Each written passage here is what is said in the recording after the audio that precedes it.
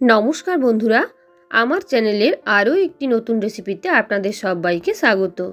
রান্নাটার কালারটা দেখে অনেকেই বুঝতে পেরে গেছো কি শেয়ার করতে চলেছি। শেয়ার করব গ্রিন চিকেন বা ধনেপাতা চিকেনের রেসিপি। তো অবশ্যই বলবো পুরো রেসিপিটা শুরু থেকে শেষ অবধি দেখার। আর রেসিপি ভালো লাগলে লাইক, কমেন্ট, শেয়ার আর চ্যানেলটাকে সাবস্ক্রাইব করে দেওয়ার অনুরোধ তোমাদের সবার কাছে রইল। দেখো, ধনেপাতা চিকেন বানানোর জন্য এখানে আমি নিয়ে নিয়েছি চিকেনের লেগ পিসগুলো। এখানে আমি নিয়েছি 700 গ্রাম চিকেনটাকে প্রথমে ম্যারিনেট করে নিচ্ছি প্রয়োজন মতন লবণ আর 3-4 চামচ টক দই আর একদম 1 চিমটে মতন হলুদ দিয়ে। তো যেহেতু রান্নাটা গ্রিন চিকেন, তাই রান্নাটায় হলুদ, লঙ্কা এই সমস্ত কালার জাতীয় গুঁড়ো মশলাগুলো অ্যাভয়েড করার চেষ্টা করব। তো ভালো করে ম্যারিনেট করে এটাকে আমি 15-20 মিনিট কিংবা আধ ঘন্টার জন্য রেখে দেবো সময় থাকলে। আধ ঘন্টা পর কড়াইতে নিয়ে নিয়েছি প্রায় 4 চামচ কি 5 চামচ মতন সাদা তেল।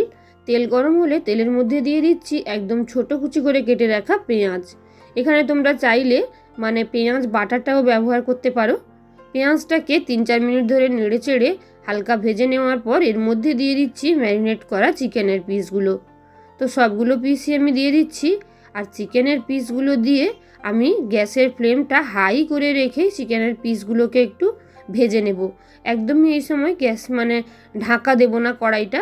2-3 মিনিট সময় নিয়ে গ্যাসের ফ্লেম হাইতে রেখেই চিকেনটাকে নেড়ে চেড়ে আমি ভেজে নেব। আর এই সময় কিন্তু কন্টিনিউ নেড়ে যেতে হবে। তো প্রায় 2-3 মিনিট ধরে নেড়ে চেড়ে চিকেনটা হালকা ভাজা হয়ে গেলে একটা মশলা রেডি করে রেখেছি দিয়ে দেব। দিয়ে দিলাম আমি এখানে আদা, রসুন আর কাঁচা লঙ্কার পেস্ট। তো এই রান্নাটায় কিন্তু আমি কোনো রকম গুঁড়ো মশলা গুঁড়ো লঙ্কা ইউজ করব না, আগে থেকেই বলেছি, যেহেতু গ্রিন কালারটা আমায় রাখতে হবে। তো আদা, রসুন, কাঁচা লঙ্কা বাটাটা দিয়ে একসঙ্গে ভালো করে একটু নেড়ে চেড়ে নিচ্ছি। এর মধ্যে আমি কিছুটা হাফটা মতন পেঁয়াজও একসাথে মিশিয়ে বেটে নিয়েছিলাম।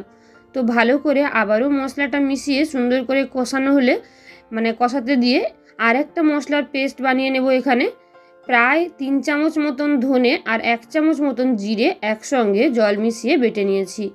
তো পুরোটাই ধনে জিরে সুন্দর একটা পেস্ট বানিয়ে দিয়ে দিলাম এখানে আমি। তো ভালো করে আবারও মশলাটাকে কষিয়ে নিতে হবে সব কিছুর সঙ্গে। তো দেখো, মশলাটা সুন্দরভাবে কষানোর জন্য এটাকে আমি এবার কিছু সময়ের জন্য ঢাকা দিয়ে রান্না হতে দেব। তার আগে সুন্দর করে সব মশলা মিশিয়ে নিয়েছি। আর লবণ কম থাকলে এই সময় মিশিয়ে নিতে পারেন প্রয়োজন মতন লবণ। তো এবার এটাকে ঢাকা দিয়ে আমি 5 মিনিট মতন রান্না হতে দিয়েছি। 5 মিনিট পর ঢাকাটা খুললে দেখো রান্নার চারদিক দিয়ে কিন্তু তেল তেল বেরিয়েছে। তো মশলা সুন্দরভাবে কষানো হয়ে গেছে আর এদিকে মাংসটাও কিন্তু সুন্দরভাবে সেদ্ধও হয়ে গেছে। এবার এর মধ্যে মেশাবো আমি কাজু বাটা। মাত্র 7-8টা মতন কাজু জল দিয়ে পাতলা করে বেটে রেখেছিলাম দিয়ে দিলাম। আর গ্যাসের ফ্লেমটা এই সময় মাঝারি করে নিয়েছি। আর কাজু বাটাটা দেওয়ার পর ক্রমাগত নেড়ে চেড়ে নিয়েছি 2 মিনিট ধরে, কেন কি কাজু বাটাটা তলায় লেগে যেতে পারে। আর মাংস তো একদমই সুসেদ্ধ হয়ে গেছে। মাংস সুসেদ্ধ প্রায় রান্না হয়ে যাওয়ার পরই এখানে আমি গ্রিন কালার করার জন্য ধনেপাতা বাটাটা দেব। তো এখানে প্রায় 10 টাকার বান্ডিলে যতগুলো ধনেপাতা পাওয়া যায় তোমরা দেখতেই পেলে পরিমাণটা। আর তার সাথে 4-5টা মতন কাঁচা লঙ্কা একসাথে মিশিয়ে আমি পেস্ট করে দিয়ে দিলাম। আর একটা কথা এখানে বলে রাখি, পেস্ট করতে হবে কিন্তু ঠান্ডা জল মিশিয়ে। ধনেপাতাটা এমনিতে বাটা যাবে না, জল মিশিয়েই বাটতে হবে।